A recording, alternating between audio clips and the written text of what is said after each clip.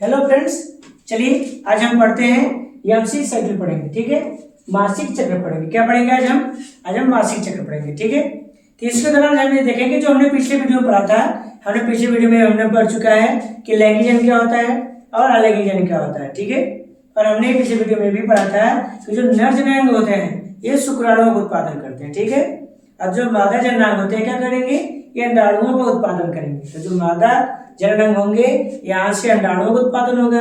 अंडाणु क्या होते हैं, तो मादा युग्मक होते हैं, और जो शुक्राणु होते हैं वो नर युग्मक होंगे। शुक्राणु क्या होंगे, शुक्राणु नर युग्मक होते हैं, और जो अंडाणु होते हैं ये मादा युग्मक होते हैं। ठीक है, और जो मादा युग्मक होता है ना और जो नर युग्मक होता है, जब दोनों आपस मिलते हैं तब जाके क्या करते हैं, निषेचन नामक प्रक्रिया को संपन्न कर देंगे। क्या करेंगे, नर युग्मक और मादा युग्मक जब दोनों आपस में संयुग्मित होते हैं तब जाके निषेचन नामक प्रक्रिया को क्या करेंगे, ये दोनों संपन्न करते हैं। ठीक है, तो निषेचन क्या है, निषेचन वह घटना होती है जिसमें नर और मादा युग्मक आपस में संयुग्मित होकर के क्या करते हैं, युग्मनज का निर्माण करेंगे। किसका निर्माण करेंगे, युग्मनज का निर्माण करते हैं। तो उसे क्या कहा जाता है, उसे निषेचन कहा जाता है। ठीक है, तो निषेचन होने के लिए जरूरी है कि शरीर का क्या है, यौनावस्था में आरंभ आना, और उसके शरीर से क्या होना, शुक्राणु या अंडाणुओं का निर्माण होना, तब जाके क्या होगा,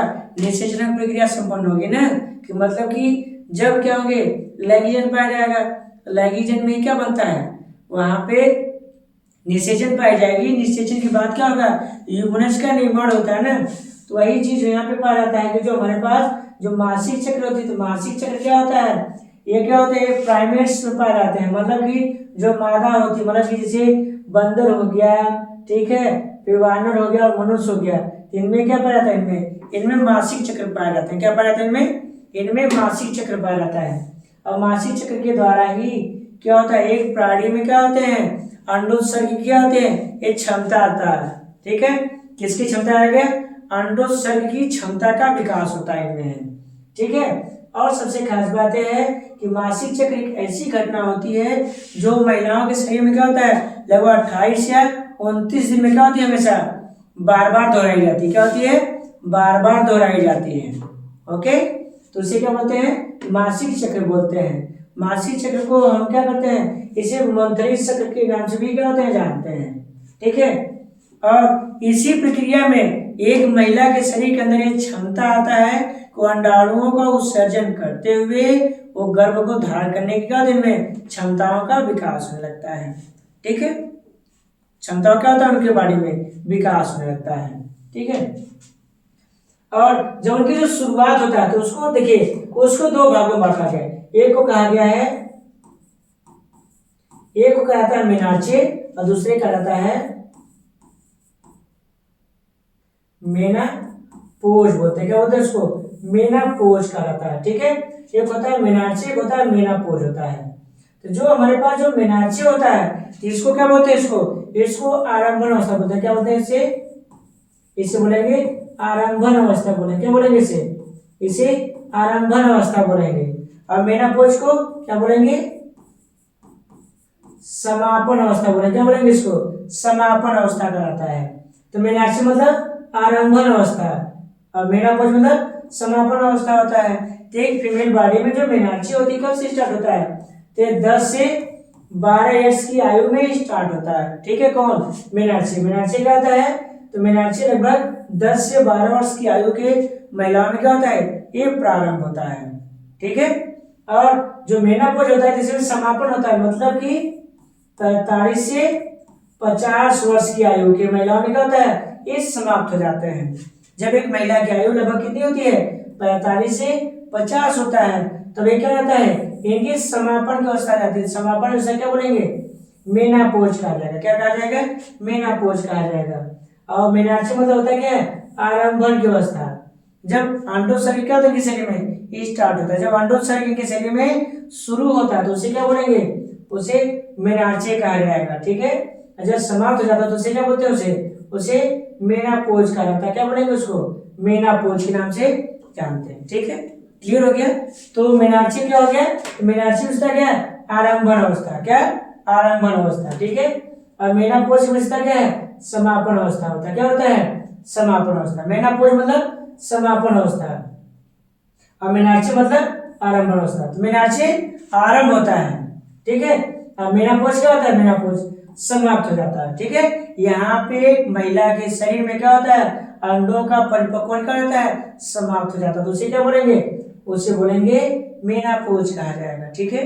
और एक महिला में यदि अंडे परिपक्व होना आरंभ हो रहे हैं तो उसको क्या कहा जाएगा, उसे मेनापोज के नाम से जानते हैं, ठीक है। और यही एमसी साइकिल एक ऐसी प्रक्रिया होती है जो कब शुरुआत होती है, इनमें शुरुआत होती है यौनावस्था में। किसमें, यौनावस्था में आरंभ होती है। किसमें अवस्था में आरंभ होगी, ये यौनावस्था में आरंभ होती है, ठीक है। यौनावस्था में एक महिला के शरीर में क्या होता है, ये आरंभ होता है, ठीक है। उसे क्या बोलते हैं, मासिक चक्र बोलते हैं। और इसके अंदर एक महिला क्या होता है, पूर्ण रूप से सक्षम हो जाती है कि वो एक बच्चे को क्या कर सकती हो, वो जन्म दे सकती है। क्या दे सकती है, एक शिशु या बच्चे को जन्म दे सकती है, ठीक है। और सबसे खास बात यह है कि इस चक्र के दौरान क्या होता है, अंडाणुओं का परिपक्वन होकर शरीर से क्या होते हैं, बाहर निकलने लगते हैं। तो क्या होते हैं, अंडाणु परिपक्व होते हैं और शरीर से क्या होंगे, बाहर निकलने लगते हैं। अंडाणु परिपक्व होंगे और शरीर से बाहर निकलने लगते हैं, ठीक है। इसमें देखिए, इसमें लगभग 3 अवस्थाएं आते हैं, ठीक है। जो मासिक चक्र होती है तो मासिक चक्र में 28 दिन होता है, तो इसको 3 अवस्थाओं में बांटा जा सकता है। एक को बांटा जा सकता है रज्जु, एक को बांटा जा सकता है रज्जु स्रावावस्था, ठीक है, रज्जुस्राव अवस्था, ठीक है। फिर आते हैं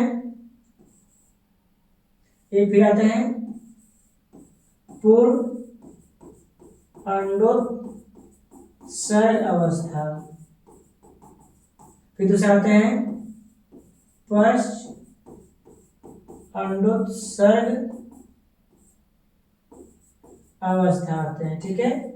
इसमें क्या होता है, जो रज्जुस्राव अवस्था होती है ना, तो रज्जुस्राव अवस्था कितने दिन मानी जाती है, लगभग 1 से 5 दिन तक की मानी जाती है। कितने दिन तक की, 1 से 5 दिन तक मानी जाती है, ठीक है। फिर जो पूर्ण अंडोत्सर्ग अवस्था होता है, ये कितने दिन तक मानी जाती है, ये लगभग 6 से 13 दिन तक माना जाता है। कितना, 6 से 13 दिन तक का माना जाता है, ठीक है।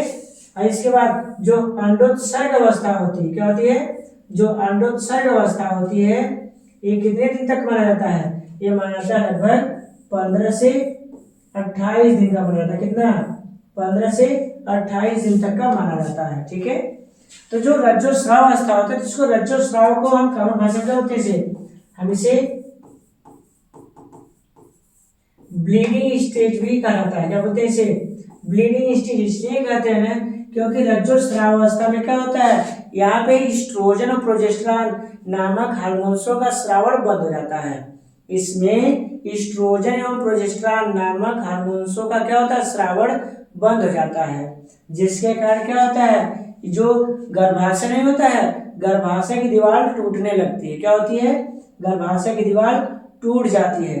जब गर्भाशय की दीवार टूटता है ना, तो यहाँ से लगभग कितना निकलता है, लगभग 100 ml से लगभग 50 ml क्या होता है, यहाँ से ब्लड रिमूव होने लगता है। क्या होता है, ब्लड बॉडी से बाहर निकलने लगता है, ठीक है। क्या निकलेगा, यहाँ से बॉडी से क्या होता है, 100 से 150 ml क्या निकलता है, ब्लड निकलने लगता है, जिसको क्या बोलते हैं, ब्लीडिंग अवस्था बोलते हैं। मतलब कि इस अवस्था में क्या होता है, जो रज्जुस्राव अवस्था होती है, तो रज्जुस्राव अवस्था में एस्ट्रोजन एवं प्रोजेस्टेरॉन हार्मोन्स का स्रावण नहीं होता है, जिसके कारण यहाँ पे क्या होता है, यहाँ पे ब्लीडिंग होना शुरू होता है। क्या होता है, रक्त का स्राव होने लगता है। और भी रक्त कितना निकलता है, लगभग 100 ml से 150 ml का होता है ब्लड बॉडी से बाहर निकलता है, जिसमें एक फीमेल को क्या होता है, काफी दर्द का क्या होता है, उनको अनुभव होती है, ठीक है। और यह अवस्था कितने दिन तक मानी जाती है, 1 से 5 दिन तक की मानी गई है। कितनी मानी गई है, 1 से 5 दिन तक की मानी गई है, ठीक है। फिर जो क्या प्रथम अवस्था, जो द्वितीय अवस्था होता है, तो उसे क्या बोलते हैं, इसे पूर्व अंडोत्सर्ग अवस्था आते हैं। ये कितने दिन तक होती है, ये 6 से 13वें दिन तक मानी जाती है। यहाँ पे क्या होता है, ईस्ट्रोजन और प्रोजेस्टेरॉन हार्मोन्स का स्रावण आरंभ हो जाता है। क्या होता है यहाँ पे जो होता है ईस्ट्रोजन प्रोजेस्टेरॉन हार्मोन्स का स्रावण आरंभ हो जाता है। और साथ साथ यहाँ पे क्या होता है, एक अंडा परिपक्व होने की क्या स्थिति में आ गया है। क्या हो गया है, एक अंडा परिपक्व होने की क्या हो गया है स्थिति में, क्या हो चुका है, वो आ गया है। ठीक है, फिर आते क्या है, पश्च अंडोत्सर्ग की अवस्था आते हैं। तो जो पश्च अंडोत्सर्ग की अवस्था होती है कितने दिन तक मानी जाती है, ये 15 से 28 दिन तक की मानी गई। कितना माना गया है, ये 15 से 28 दिन तक का माना गया है। जो पश्च अंडोत्सर्ग अवस्था होती है यह 15 से 28 दिन तक का माना गया है। कितना, 15 से 28 दिन तक का माना गया है। और सबसे खास बात है कि यहाँ पे निषेचन हो गया तो गर्भ को धारण कर लिया जाएगा। यदि निषेचन नहीं हुआ तो जो भी क्या है, जो अंडे थे या जो गंदे पदार्थ थे उसको शरीर से क्या किया जाएगा, जैसे FSH हो गया, TSH हो गया, LH हो गया, ये हार्मोन्स क्या करेंगे, इन अपशिष्ट पदार्थों को शरीर से क्या करेंगे, बाहर निकाल देंगे। क्या करेंगे, शरीर से इनको बाहर रिमूव कर देते हैं। तो उसे क्या बोलते हैं, पश्च अंडोत्सर्ग अवस्था कहा जाएगा। क्या कहा जाएगा उसे, पश्च अंडोत्सर्ग अवस्था कहा जाता है। ठीक है, और सबसे खास बात यह है कि इसमें आप कभी यहाँ पे काउंट करेंगे ना तो 1 से 5 हो गया, 6 से 13, 14 से 28, इसमें 14 दिन का कहीं जिक्र नहीं होता है। तो जो 14वां दिन होता है इसे बोलते हैं अंडोत्सर्ग अवस्था बोलते हैं। क्या बोलते हैं, अंडोत्सर्ग अवस्था बोलते हैं। ठीक है, और जो अंडोत्सर्ग अवस्था होती है ना ये क्या होती है, 14वें दिन तक माना जाता है। यहाँ पे अंडा परिपक्व होकर क्या होता है, उस दिन बाहर निकलता है। ठीक है, यदि उस दिन की कोई फीमेल बॉडी यदि रिलेशनशिप में आती है तो उस दौरान क्या हो जाएगा, उसका निषेचन और प्रक्रिया करती है 100% संभव हो जाता है। क्या होता है, 100% संभव हो जाता है। ठीक है, और सबसे खास बात यह है कि यहाँ पे जो होता क्या है, लगभग 13वें से लगभग 15वें दिन तक यानी साइकिल दिन के दौरान 13 से 15वें दिन तक एक महिला का पुरुष के प्रति क्या होता है, उसका अट्रैक्शन बढ़ जाता है। अट्रैक्शन इसलिए बढ़ता है, आकर्षण, अट्रैक्शन का मतलब क्या होता है, आकर्षण होता है। आकर्षण इसलिए बढ़ता है क्योंकि क्या होता है, वहां पे क्या होता है, अंडोत्सर्ग क्या होता है, जब बॉडी से बाहर निकलते हैं तो उस दौरान क्या होता है, ऑक्सीटोसिन जो हार्मोन्स होता है, ठीक है, वो क्या होता है बॉडी से उनकी क्या होता है अधिक मात्रा में बाहर निकलता है, जिससे क्या होता है उनका फीमेल का जो होता है मेल के प्रति क्या होता है उनका अट्रैक्शन बढ़ जाता है। ठीक है, फिर आते हैं क्या, हमने भी यहाँ पे पढ़ा। ठीक है, और यहाँ पे यही पढ़ा था कि रज्जोस्राव अवस्था क्या था, रज्जोस्राव अवस्था लगभग 1 से 5 दिन तक माना गया है। ठीक है, फिर दूसरा क्या, जो पूर्ण अंडोत्सर्ग अवस्था कितना था, ये था 6 से 13 दिन तक था। और जो पश्च था वो कितना दिन तक था, वो 15 से 28 दिन तक था। ठीक है, फिर हाँ एक चीज और, हम पुटिका यूज करते हैं। तो पुटिका का मतलब क्या होता है, पुटिका का मतलब होता क्या है, अपरिपक्व अंडे। ठीक है, जो अंडे क्या होंगे, जो अंडे अपरिपक्व होंगे, क्या होंगे, जो अंडे क्या होते हैं अपरिपक्व होते हैं तो उन्हें क्या बोलते हैं, उन्हें पुटिका कहा जाता है। क्या बोलेंगे, उन्हें पुटिका कहा जाता है। ठीक है, और एक होता है अंडाणु होता है। अंडाणु का मतलब होता क्या है, अंडाणु उसका क्या है, परिपक्व अंडे होता है। क्या होता है, परिपक्व अंडे। तो परिपक्व अंडे को क्या बोलेंगे, अंडाणु बोलेंगे। क्या बोलेंगे, परिपक्व अंडे को अंडाणु बोलेंगे और अपरिपक्व अंडे को क्या बोलते हैं, उसको पुटिका कहा जाता है। क्या बोलेंगे, उसको पुटिका के नाम से जानते हैं। तो पुटिका मतलब अपरिपक्व अंडे हो गया। ठीक है, और परिपक्व मतलब इसका क्या है, अंडाणु हो गया। परिपक्व मतलब अंडाणु की बात हो रही है। ठीक है, और साथ साथ यहाँ पे होता है कि जैसे यहाँ पे जैसे FS follicle stimulating hormones, LH lactogenic hormones. ठीक है, ये जो हार्मोन्स होते हैं सारे हार्मोन्स क्या होते हैं, एकदम चरम अवस्था पर आ जाते हैं। कौन से दिन, 14वें दिन, जिसके कारण क्या होता है, निषेचन प्रक्रिया की क्या होता है, लगभग यदि मेल से संपर्क हुआ तो इनका क्या होता है, निषेचन प्रक्रिया संपन्न होने के 100% चांस क्या होते हैं, बने होते हैं। ठीक है, फिर इसके बाद इनमें होता क्या, इनमें पीतकी प्रावस्था होती है। पीतकी प्रावस्था क्या है, इस चरण के दौरान टूटा हुआ कूप कापर ल्यूटियम में क्या होता है, परिवर्तित हो जाता है। ठीक है, जैसे हम इस चित्र में हम समझ सकते हैं। जैसे हम आपको बताएं यहाँ पे कि जैसे हमारे पास है चित्र हमारे पास है, तो ये क्या, तो हमारे पास है माला जलनांग। क्या है, ये माला जलनांग है। तो माला जलनांग में निचला भाग क्या है, इसका नाम, इसका नाम है अंडाशय। क्या नाम इसका है, इसका नाम अंडाशय है। ठीक है, तो अंडाशय में क्या होते हैं, जो अंडे होते हैं तो अपरिपक्व अवस्था में होते हैं। जब ये आगे की तरफ बढ़ते हैं तो क्या होते हैं, वो किसी पीले भाग को छोड़ देते हैं, जिसको क्या बोलते हैं, जिसको बोलते हैं कार्पस ल्यूटियम कहा जाता है। जो ये पीला भाग आपको क्या है, अभी हम नीचे दिखाएं, चलिए हम आपको यही दिखा देते हैं। ठीक है, जैसे सपोज माना कि अंडाशय हमारे पास, ठीक है, अंडाशय एक होता है, एक छोटे से अंडे बाहर निकलता है। फिर जब ये अंडा आगे बढ़ता है तो इसके बाहर है क्या, तो एक परत घेर लेती है, जिसे क्या बोलते हैं, जिसे जिसे बोलते हैं ग्राफियन पुटिका बोलते हैं। क्या बोलते हैं, ग्राफियन पुटिका। तो ग्राफियन पुटिका इसलिए कहा गया है क्योंकि इसके बाहर जो परत थी उसे ग्राफियन कहा गया है। ठीक है, फिर इसके बाद ये परत धीरे धीरे क्या होती है, ये परत धीरे धीरे बढ़ने लगती है। बढ़ने के बाद जब अंडा परिपक्व हो जाता है तो बाहर निकल जाता है, और वो जो पदार्थ था, वो जो भाग था, वो भाग उसके अंदर ही छूट जाता है। और इस छूटे हुए भाग को क्या बोलते हैं, इसको इसी बोलते हैं कार्पस।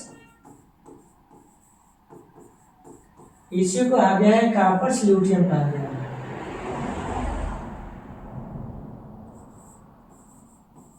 इसी का कहा गया कार्पस ल्यूटियम कहा गया। किसको, तो जो ये भाग छूट गया था, और ये किस रंग के होते हैं, ये पीला रंग के होते हैं। और ये शिशु के लगभग 84 दिन तक डेवलप करने के लिए क्या करते हैं, उसको पोषण प्रदान करते रहते हैं। क्या करेंगे, उसको पोषण कितना दिन तक प्रदान करेंगे, लगभग 84 दिन तक प्रदान करेंगे। कितना, 84 दिन, 84 दिन तक उसको क्या करेंगे, इसको पोषण प्रदान करते रहते हैं, जिससे क्या हो सके, शिशु का वृद्धि एवं विकास हो सके। क्या हो सके, शिशु का वृद्धि एवं विकास हो सके।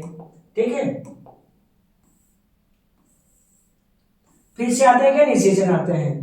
तो निषेचन क्या होता है, तो निषेचन एक ऐसी प्रक्रिया होती है जिसमें नर एवं मादा युग्मकों का आपस में क्या होता है, संयुग्मन होता है। तो उसे क्या बोलते हैं, उसे निषेचन कहा जाता है। ठीक है, तो निषेचन मतलब क्या होता है, जब नर एवं मादा युग्मक आपस में संयुग्मित होकर के युग्मनज का निर्माण कर देती है, तो उसे क्या कहा जाता है, उसे निषेचन कहा जाता है। निषेचन मतलब क्या होता है, जब नर एवं मादा युग्मक दोनों आपस में संयुग्मित होकर के किसका निर्माण करती हैं, युग्मनज का निर्माण कर देती हैं, तो उसे क्या बोलते हैं, निषेचन कहा जाता है। और निषेचन क्या होता है, तो नर मादा को आपस में संयुग्मित हो, उसे निषेचन कहा जाएगा। ठीक है, तो होता है क्या, मैथुन के दौरान वीर्य को लिंग द्वारा क्या योनि में छोड़ दिया जाता है। ठीक है, इस प्रक्रिया को बोलते हैं गर्भाधान कहा जाता है। अब गतिशील शुक्राणु गर्भाशय ग्रीवा के मध्य से क्या होते हैं, वो आगे की तरफ क्या होते हैं, वो बढ़ने लगते हैं और गर्भाशय में प्रवेश करते हैं और फैलोपियन ट्यूब के एम्पुलरी स्थमिक जंक्शन तक वो पहुंच जाते हैं। ठीक है, पहुंचने के बाद क्या होता है, अंडाशय से निकला डिम भी एम्पुलरी स्थमिक जंक्शन तक पहुंचता है, जहां पे क्या होता है, निषेचन नामक प्रक्रिया क्या होती है, संपन्न होती है। तो निषेचन नामक जो प्रक्रिया होता है ना, निषेचन प्रक्रिया इसी भाग पे क्या होता है, यहाँ पे संपन्न हो जाता है, जिसे क्या बोलते हैं, जिसे एम्पुला या तुम्बिका कहा जाता है। क्या बोलते हैं इसे एम्पुला या क्या बोलेंगे, इसको एम्पुला या तुम्बिका बोलते हैं। क्या बोलते हैं इसे, एम्पुला या तुम्बिका के नाम से जाना जाता है। ठीक है, तो निषेचन प्रक्रिया कहाँ संपन्न होती है, एम्पुला या तुम्बिका नामक भाग में क्या होती है, ये संपन्न हो जाती है। ठीक है, संपन्न होने के बाद जैसे ही शुक्राणु डिंब की जोना परत के संपर्क में आता है और अन्य शुक्राणुओं को प्रवेश करता है, अवरुद्ध करने के लिए झिल्ली में परिवर्तन उत्पन्न करता है। इस प्रकार केवल एक ही शुक्राणु क्या होता है, उस शुक्राणु क्या करता है, द्वितीयक अंडाणु में क्या करता है, प्रवेश कर पाता है। ठीक है, अब शुक्राणु का जो एक्रोसोम भाग होता है ना, यहाँ से क्या होता है, एक एंजाइम स्रावित होती है, जिसे क्या बोलते हैं, हाइलोडिनिरेज एंजाइम कहा जाता है। क्या बोलते हैं इसे, हाइलोडिनिरेज एंजाइम करते हैं, जो क्या करता है, इस अंडाणु की दीवार को क्या करते हैं, तोड़ देते हैं। क्या करेंगे, इस अंडाणु की दीवार को तोड़ते हैं और इसके अंदर क्या करते हैं, वो प्रवेश कर जाते हैं। जब प्रवेश करते हैं तभी क्या करते हैं, ये निषेचन प्रक्रिया को संपन्न करेंगे। क्या करेंगे, निषेचन प्रक्रिया को क्या करते हैं, ये संपन्न करने का वर्क करते हैं। ठीक है, और जो सबसे खास बात है, जो हमारे पास जो शुक्राणु होती है ना, शुक्राणु लंबाई कितनी होती है, और इसकी लंबाई कितनी होती है, 60 माइक्रोन लंबाई होगी। इसकी लंबाई कितनी होगी, शुक्राणु लंबाई 60 माइक्रोन होता है। कितना लंबाई होगा इसका, शुक्राणु 60 माइक्रोन होता है, ठीक है। और इसका जो मध्य भाग होता है ना, वो किसका बना होता है, माइटोकॉन्ड्रिया बनी होती है, ठीक है। और इसका जो पूंछ होता है उसे क्या बोलते हैं, उसे फ्लैजेलम बोलते हैं, मतलब कशाभिका बोलते हैं, ठीक है। और इसका जो सिर भाग होता है, सिर भाग किसका बना होता है, एक्रोसोम का बना होता है, ठीक है।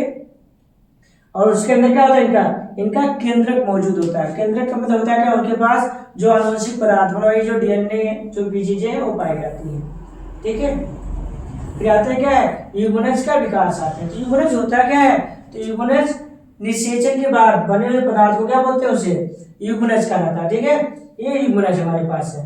तो यूग्मनज कैसे बनता है, जब शुक्राणु और अंडाणु जब दोनों आपस में मिलते हैं तो उसे क्या बोलते हैं, निषेचन कहलाता है।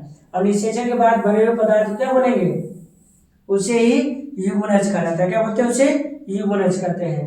मतलब कि जब शुक्राणु और अंडाणु जब दोनों आपस में मिलते हैं, जब शुक्राणु और अंडाणु जब दोनों आपस में मिलते हैं तो किसका निर्माण करते हैं, यूग्मनज का निर्माण करते हैं, ठीक है।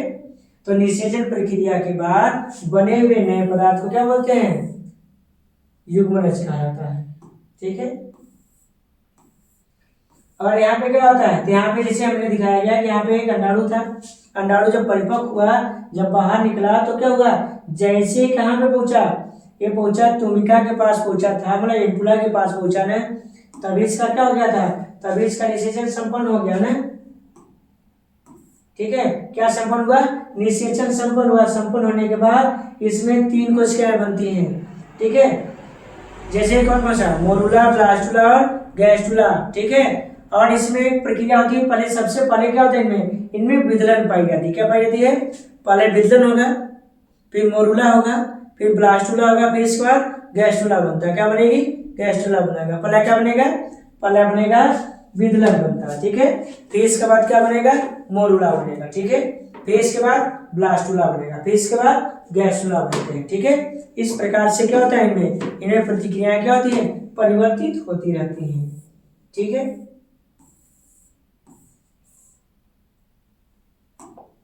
तीन में क्या चलिए आते हैं, यूनिट का विभाजन आते हैं। तीन में क्या होता है, जो क्या समसूत्री विभाजन से क्या होता है, ये गुजरता है, ठीक है। इनमें क्या होता है, समसूत्री मतलब कि विदलन का मतलब होता है क्या है, कि ऐसा विभाजन जिसमें क्या होता हो, समसूत्री विभाजन लगातार पाया जाए और साथ साथ क्या हो, इसमें कोशिकाओं का क्या हो, बराबर विभाजन होता रहे, तो उसे क्या बोलेंगे, उसे विदलन कहा जाएगा। विदलन वह प्रक्रिया होती है जिसमें समसूत्री विभाजन लगातार पाया जाए और उसके द्वारा ही क्या हो, अन्य प्रकार के कोशिकाओं का क्या हो, निर्माण होता है, वो भी मैनर में, ठीक है, मतलब बराबर सबका निर्माण होता है, उसे क्या बोलते हैं, उसे विदलन कहा जाता है, ठीक है। और जो मुरुला होता है ना, मुरुला में लगभग कितने होते हैं, 8 से 16 कोशिकाएं होती है। और चलिए हाँ, आपको एक जानकारी के लिए हम ये भी बता दें आपको कि जब निषेचन होता है तो निषेचन के बाद मतलब कि जब महिला किसी पुरुष के साथ जब क्या करती है, जब वो संभोग करती है तो संभोग के दौरान क्या होता है, जब निषेचन यदि उसके शरीर में हो गया तो उसको गर्भ कौने दिन बाद पता चलेगा, चौथे दिन उसको पता चलता है कि वो क्या हो चुकी है, वो गर्भवती हो गई। क्या हो गई है, गर्भवती हो चुकी है। तो उसको गर्भवती पता कब चलता है, चौथे दिन, निषेचन या संभोग के चौथे दिन बाद उसको पता चलता है कि वो क्या हो चुकी है, वो गर्भवती हो चुकी है। गर्भवती को उसको पता कब चलेगा, पता तब चलता है जब क्या हो चुका है, चौथे दिन उसको पता चलता है, ठीक है। और जो ब्लास्टोसिस्ट होता है, तो ब्लास्टोसिस्ट में क्या होता है, यही जो मोरुला जो कोशिकाएं थी वो क्या होती हैं, वो लगातार विभाजित होते हुए क्या है, अनेकों कोशिकाओं का क्या करती हो, वो निर्माण कर देती है, ठीक है, जो यहाँ पे दिखाया गया है।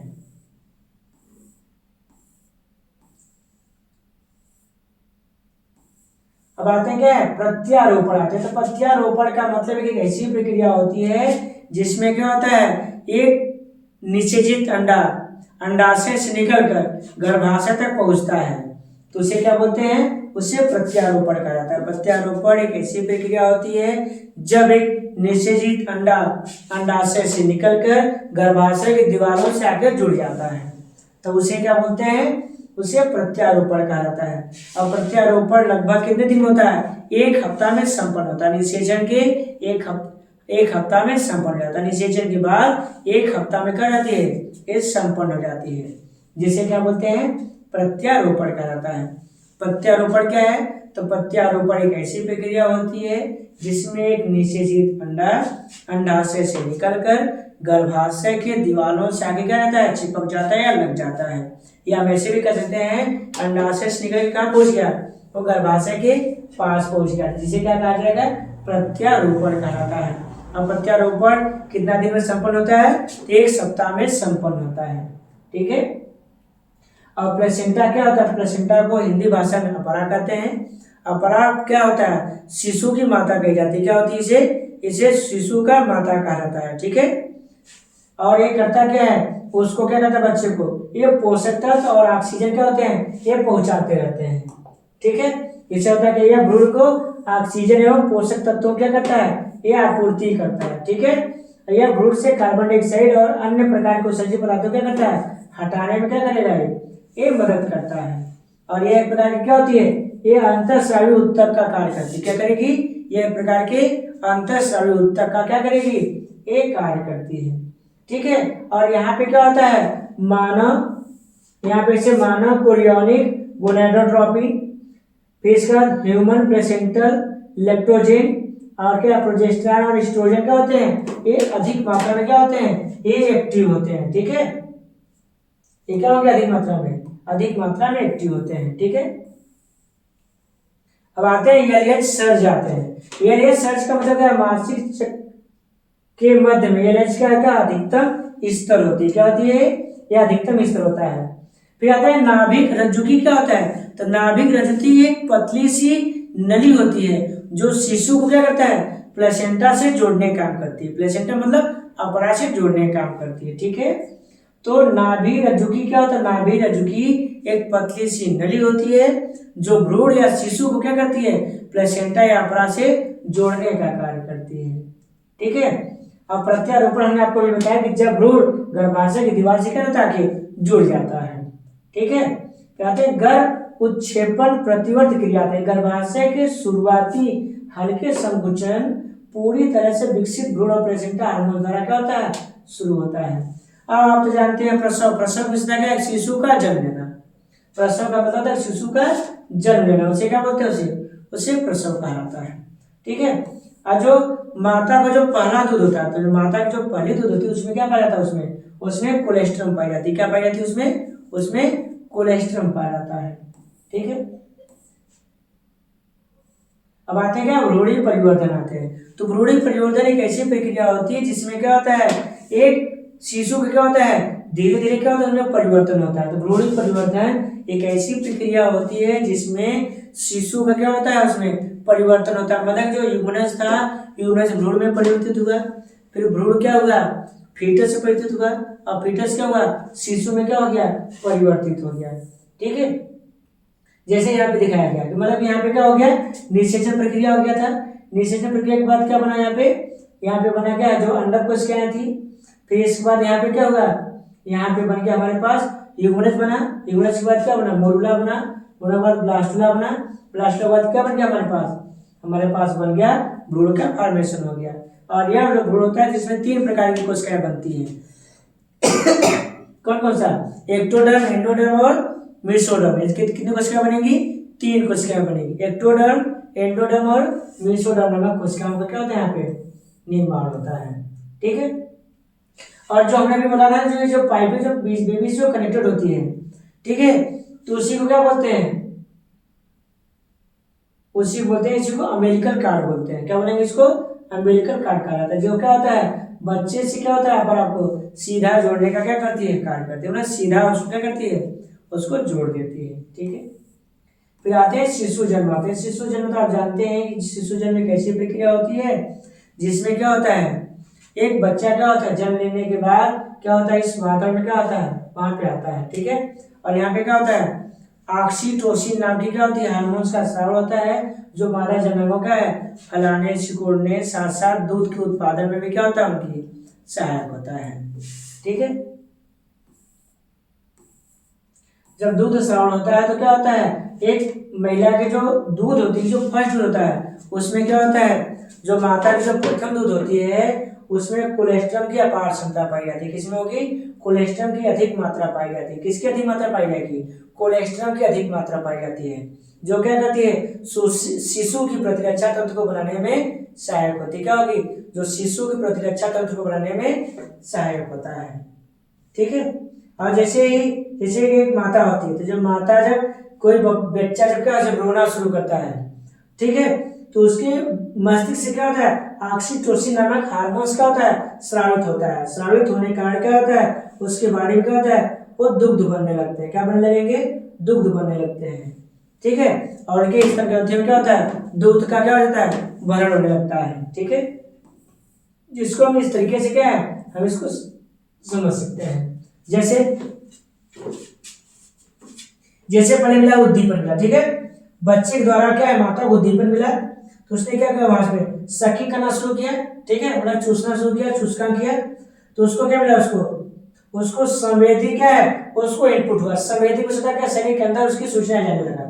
जब क्या किसके पास गया, उसको हाइपोथैलेमस उसके मस्तिष्क के पास पहुंचा। किसके पास पहुंचता है, हाइपोथैलेमस मस्तिष्क के पास पहुंचा। ठीक है, जिसमें क्या हुआ, अंत में आके क्या है, जो मिल्क इंजेक्शन था जो लगाया गया, तो क्या होगा, उसमें दूध का प्रोडक्शन होने लगा। ठीक है, तो इसमें क्या होने लगा, दूध का प्रोडक्शन होने लगा।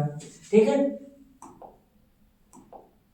तो आज हमने पढ़ा कि क्या है, हमने पढ़ा कि इससे प्रसव क्या होता है। प्रसव एक ऐसी प्रक्रिया होती है जिसमें क्या होता है, शिशु जन्म लेता है। शिशु का जन्म लेना क्या कहलाता है, प्रसव कहलाता है। ये स्तन ग्रंथि है, तो स्तन ग्रंथि में जो छोटे छोटे टप लाइक गुच्छे होते हैं, वो क्या एल्वोली होते हैं। क्या होते हैं, एल्वोली होता है। एल्वोली क्या होता है, छोटे छोटे गुच्छे होते हैं जिनमें क्या होता है, दूध क्या भरे पड़े होते हैं, जो निप्पल की सहायता से क्या होते हैं, वो बाहर निकलते हैं, जो शिशु क्या करता है, उसको ग्रहण करता है। अब माता के दूध में सबसे अधिक मात्रा में क्या पाई जाती है, कोलेस्ट्रॉल पाई जाती है। क्या पाई जाती है, अधिक मात्रा में कोलेस्ट्रॉल पाया जाता है, जो बच्चे को क्या करता है, उसका प्रतिरक्षा तंत्र मजबूत करता है। जो महिला होती है, तो महिला में जो दूध का स्राव जो स्टार्ट होता है, कौन दूध का स्राव स्टार्ट करता है, वो लैक्टोजेनिक हार्मोन्स करता है, मतलब एलएच लैक्टोजेनिक हार्मोन्स क्या करता है, महिला के शरीर में दूध का उत्पादन करने में क्या होता है, वो सहायक होता है। ठीक है, और जो बच्चा होता है, जब प्रसव के दौरान क्या होता है, या तो अपने शीर्ष के माध्यम से बाहर आ सकता है या पैर के माध्यम से भी बाहर आ सकते हैं। ठीक है, जरूरी नहीं है कि जो बच्चा है वो क्या सिर के माध्यम से बाहर आए, वो पैर के माध्यम से, वो सिर के माध्यम से, किसी भी भाग से क्या होते हैं, वो बाहर आ सकते हैं। ठीक है,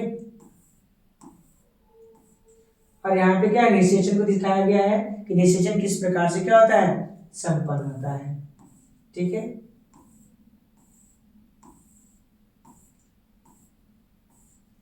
और यहाँ पे दिखाया गया है कि निषेचित अंडे जो होते हैं, वो निषेचन के बाद उनमें क्या होता है, किस तरीके से उनमें क्या होता है, उनमें परिवर्तन पा जाता है। ठीक है, फिर यहाँ पे दिखाया गया है कि निषेचन के बाद क्या होता है, यहाँ पे युग्मनज कैसे बनता है, मतलब यहाँ पे नर युग्मक और मादा युग्मक दोनों आपस संयुक्त हुए करके निषेचन कहा गया, और निषेचन के बाद क्या बनता है, युग्मनज का निर्माण होता है। क्या होता है, युग्मनज का निर्माण होता है। ठीक है, और यहाँ पे जब नर युग्मक था, तो नर युग्मक में क्या होता है, यहाँ पे जो आप देख रहे हैं जो गलता वो दिखाई दे रहा है, यहाँ पे क्या होता है, यहाँ पे हाइलोडिनिरेज नाम के एंजाइम निकलते हैं। क्या निकलते हैं, हाइलोडिनिरेज नाम के एंजाइम निकलते हैं। यह एंजाइम क्या करता है, जो मादा के जो क्या अंडक कोशिकाएं होती है उसको तोड़ने में क्या करती है, उसकी मदद करती है। क्या करती है, उसको तोड़ने का कार्य करती है। ठीक है, और यहाँ पे क्या पाया था, निषेचन का मतलब क्या था, नर और मादा युग्मकों का संयुग्मन होना, उसे क्या कहलाता है, उसे निषेचन कहा जाता है। ठीक है, तो आज का वीडियो आपको कैसा लगा, यदि आपको अच्छा लगा हो तो इसको कमेंट और लाइक शेयर करते रहिए। ठीक है, और अपने दोस्तों के पास शेयर करते रहिए, जिससे आपका क्या है, आपके साथ साथ अपने दोस्तों को भी क्या है, आपकी जो तैयारी है काफी अच्छी बनी रहे। ठीक है।